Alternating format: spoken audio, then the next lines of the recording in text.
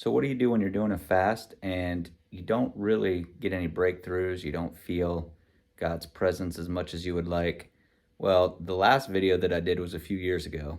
I started this year with a fast and God's kind of been silent. So on day 22 of the 21-day Daniel fast, I just kept it going. So today is day 25.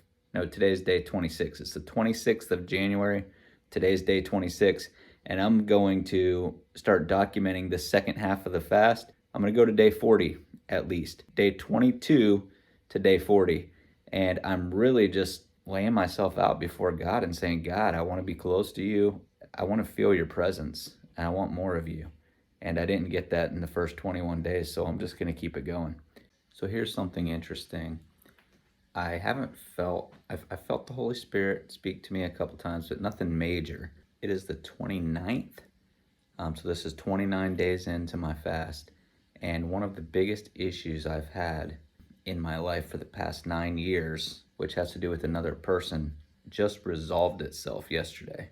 So that was an incredible breakthrough. The person reached out to me, got into contact with me, and that issue was just wiped out. There was an authentic conversation, and I did nothing for that. So I know that God moved in that situation.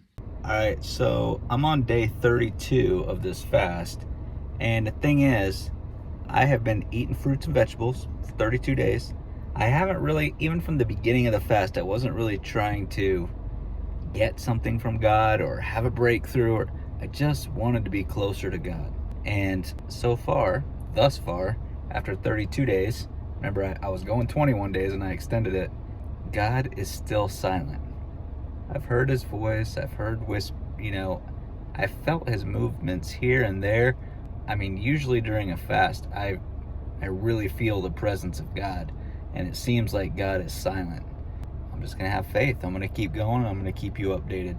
There hasn't been a lot of updates because there hasn't been a lot to update you about. It's actually, my fast ended 2 days ago. So yesterday was day 41, and it ended the day before.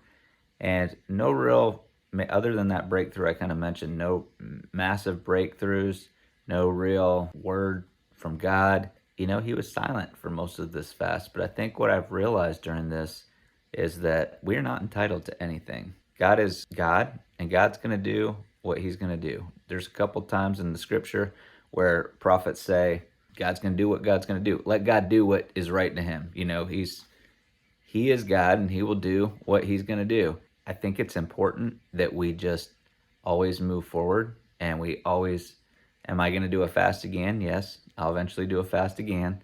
I think it's a way of getting our heart right. I'm still going to be dissecting this fast because it's been so much different than fasts that I've done in the past, just because God is silent.